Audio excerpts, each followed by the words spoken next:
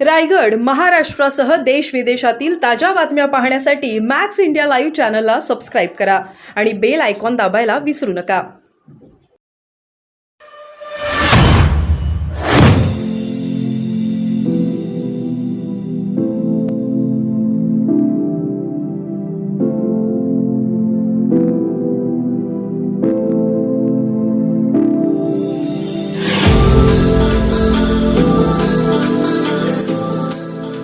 त्यामुळे शेतकरी कुठेतरी तुमच्या बाजूने राहील अशी अपेक्षा होती, मात्र प्रत्यक्ष निकाल तसं दिसत नाही. आता म्हणूनच शेतकरी संकटात होता. सोयाबीन कापूस अजूनही विकला जात नाही. MSP तर सोडाच, त्याचा कितीतरी कमी भाव मिळतो आहे. खूप गोष्टी आहेत. पीक विम्याचे पैसे मिळाले नाहीत, अवकाळी पावसाचे पैसे मिळाले नाहीत, अतिवृष्टीचे पैसे मिळाले नाहीत, सगळे शेतीमालाचे भाव पडलेत, महागाई उच्चांकावर आहे, मध्यमवर्गीयाला जगणं कठीण झालं आहे. हे सगळे प्रश्न ऐरणीवर असताना, सरकारच्या विरुद्ध राग असताना अशा प्रकारचा ज्यावेळेस निकाल येतो त्यावेळेस स्वाभाविकपणे लोकांच्या पुढे असे प्रश्न निर्माण होतात. आता त्याचं समाधान आणि उत्तर याची वाट बघतो आम्ही. अजितदादा गटाकडून दावा केला जातोय की शरद पवारांचे जे आमदार निवडून आले 10 तेही अजितदादा गटाच्या संपर्कात आले. नाही, आता कोणाच्याही संपर्कात राहोत. शेवट कसं आहे की सगळेच आता मोदीजी आणि शहाजी हे म्हणतील तेच होईल. आता राजे बोलायचं, राजा बोले और दल हले, वो दल वैसे ही हलता है. और राजे जे करतील ते होणार आहे. त्यांना विरोधकच मुळात ठेवायचा नाही आणि त्या भूमिकेतून सगळं सुरू आहे. काँग्रेसच्या पराभवाचं प्रदेश पातळीवरचं जे नेतृत्व आहे ते आत्मपरीक्षण करणार आहे का, आत्मचिंतन करणार आहे का, आणि प्रदेश नेतृत्व बदलण्याची चर्चा आहे. तुमच्याकडे धुरा आली तर तुम्ही समर्थ आहे का या कंडिशनमध्ये सांभाळायला? नाही, बघा, मला वारंवार जी काही जबाबदारी पक्षाने दिली ती मी सांभाळत आलो आहे. पक्ष जो निर्णय घेईल, तो आदेश देईल, ते आपलं काम आहे सांभाळणं. पक्षाचा निर्णय आम्हाला मान्य राहील. पण अनेक ठिकाणी पराभव झाले ते अंतर्गत वादामुळे झाल्यात असल्याची चर्चा आहे. एक सामान्य जे कार्यकर्ते आहेत, नेते आहेत, त्यांना सातत्याने वाटत होतं की बळकटी कुठनं तरी वर्ण मिळाली असती तर अजून मोठा पुश लावता आला असता. हे बघा, या जरतरच्या गोष्टी आहेत. अमित शहाजी सारखा धुरंधर चाणक्य माणूस असताना सुद्धा शेवटच्या टप्प्यापर्यंत या तीनही लोकांना जागा वाटपाचा तिळा सोडवता आला नाही. हे काय वाद कमी नव्हता. जवळपास 34 ठिकाणी यांचे बंडखोरी झाले होते. हा वाद नव्हता काय महायुतीमधला? ह्या जरतरच्या गोष्टी आहेत. खरं तर आमच्यामध्ये असा कुठला वाद दिसत नाही. आम्ही सर्व नेते एकत्र काम करत होतो. त्यामुळे आम्ही दोष देण्यापेक्षा किंवा आपण एकमेकावर असं कुठेही परिस्थिती नव्हती. महाविकास आघाडीमध्ये सुद्धा नव्हती. ठीक आहे, जागा वाटपापर्यंतच्या कुरबुरी तेवढ्या होतात. 3 पक्ष एकत्र आल्यानंतर ते तिथेही झालं, हे इथेही झाले. पण याचा अर्थ असा नाही की आम्ही एकमेकाच्या एका अपवाद वगळला तर आम्ही सामूहिक लढलो. पण हा निकाल मात्र आम्हाला धक्कादायक आहे, अनपेक्षित आहे.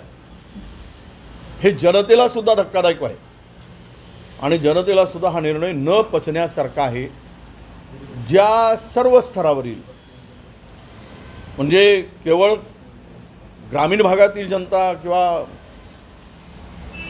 ती बोलते असं नव्हे, तर महाराष्ट्रातील सर्व स्तरावरून हा निकाल पचनी पडत नाही, हीच प्रतिक्रिया आहे.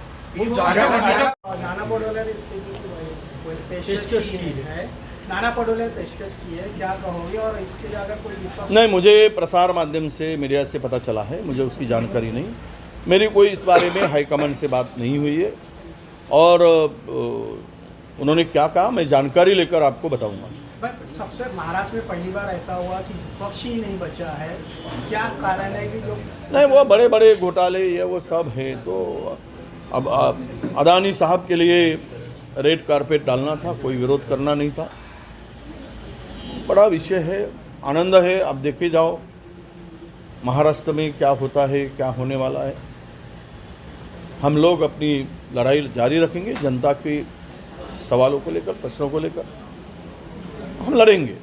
कांग्रेस में योगी की 18 सभाएं महाराष्ट्र में हुई, उसमें से 17 लोग चुन के आए, इस तरह से नहीं, योगी को प्राइम मिनिस्टर बनाना चाहिए थे, जल्दी ही प्राइम मिनिस्टर का पद देना चाहिए। जहाँ जाते हैं विजय खिंचलाते हैं, और मोदी जी जहाँ जाते हैं वहाँ हारते हैं। तो भाजपा का अंतर्गत मामला है वो, उस बारे में हम क्या बताएंगे। सर ईवीएम पर सवाल उठाए जा रहे हैं। नहीं, ये तो जनता का मत है कि देखो हम लोगों ने 2014 में भी चुनाव लड़ा था, हमारी स्थिति इतनी उस वेव में भी, मोदी वेव में भी हम लोग 42 सीट्स कांग्रेस ने जीती, और हमने तब भी 83 सीट हमने जीती। 19 में हमने दोनों ने मिलकर 98 सीट जीता था, जबकि पूरा माहौल भाजपमय था 19 में, और हम उस वक्त भी 44 सीटें जीती 19 में। आज कुछ भी वो नहीं है। कोई बोलते हैं लाड़की बहन, ये दिशा देने का काम है लाड़की बहन सामने करने का। इसके पीछे का राजनीतिक खेल क्या हुआ है, तो जनता सवाल उठा रही है कि ये इम्पॉसिबल है, ये हो ही नहीं सकता।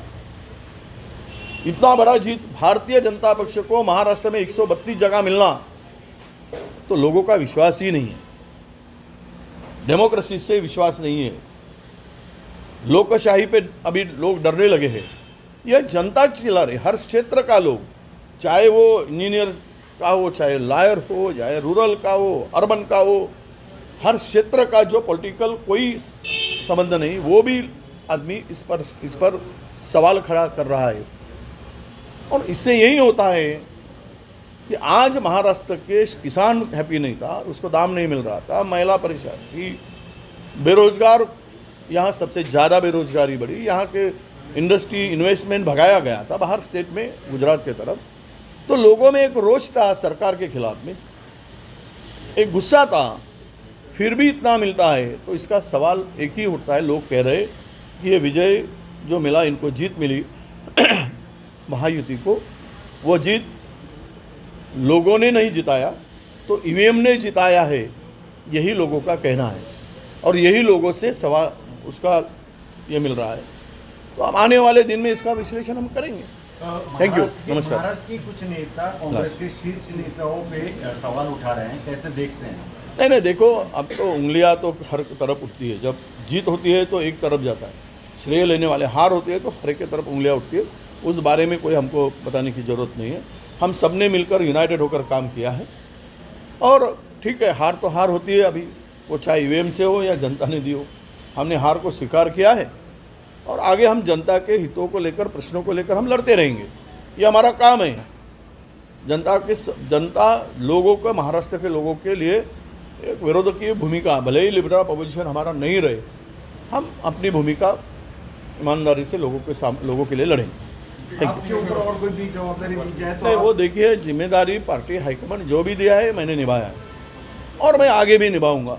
वो डिसाइड हाईकमान करे, वो निर्णय उनका है, उस बारे में मुझे ज़्यादा बोलने की जरूरत नहीं। थँक्यू भाऊ. तुकडा साफ झालाय असं अरे, तर त्यांना आनंद आहे, त्यांना त्रास देणारं स्वाभाविक आहे। कोण जर त्रास देत असेल, आता ते त्रास देण्यासाठी आमच्या पक्षात नाही आहेत, त्यामुळे त्रास कोणी दिला, अशोक चव्हाण संयमी आहेत, तसा काही कुठला बदला घेण्याची भूमिका त्यांची कधीच नसते। बिजू भाऊ, सगळ्यात महत्त्वाचं, राष्ट्रवादी काँग्रेस शरद पवार पक्षाला 13 जागा लढल्या, 0 जागा मिळालेल्या आहे। खरं तर नागपुरात ही भावना होती सातत्याने, पूर्व नागपूर असो किंवा हिंगणा असो किंवा बाकीच्या जागा असो, याच्यातून भावना होती 13 पैकी एकही जागा जिंकलेली नाही आहे। काँग्रेसची स्ट्रेंथ होती ही सगळी। नाही झालं, ते जागा वाटप संपला, त्यावर अधिक भाष्य करण्याची गरज नाही। त्यावर आता पुन्हा मागे जाण्याची काय गरज आहे, निकाल पुढे आहे। आणि हे सगळं जरी काही झालं असतं तरी काही फार याच्यात बदल होईल। ज्यांची अपेक्षाच नव्हती अशी माणसं निवडून आली, ज्यांना अपेक्षा नव्हती आम्ही जिंकू, ती पण माणसं निवडून आली। काही ठिकाणच्या ज्या बातम्या येत आहेत त्या विचित्र बातम्या येत आहेत, त्यामध्ये प्रश्नचिन्ह. पण मला हा विजय जो दिसतो भारतीय जनता पक्षाचा, एखादी छोटा राज्य द्यायचा आणि मोठा राज्य बळकावून घ्यायचा, ही चर्चा जोरात आहे. तेलंगणा द्यायचा आणि मध्य प्रदेश आणि राजस्थान घेऊन घ्यायचा, इकडे छत्तीसगड आपला हरियाणा घ्यायचा आणि जम्मू काश्मीर त्यातलाही जम्मू बडकावायचा. काश्मीरमध्ये स्कोप नाही, त्यामुळे तिथे काही करता येत नाही.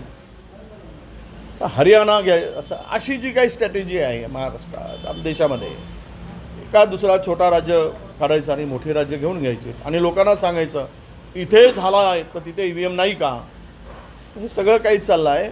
मला वाटतं की शेवटचा प्रश्नाचं उत्तर एवढंच आहे, हा विजय भारतीय जनता पक्ष महायुतीचा नाही, तर हा विजय मला EVMचा दिसतो आहे. ही चर्चा माझीच नाही तर महाराष्ट्रातील जनतेची आहे. त्यामुळे कोण किती काही दावा केला तरी विजय EVMचा आहे. यांनी आपल्या गळ्यात माळ घालण्यापेक्षा EVMच्या मशीनच्या गळ्यात माळ घालून विजयोत्सव साजरा करावा असं जनतेचं मत आहे. धन्यवाद. नमस्कार.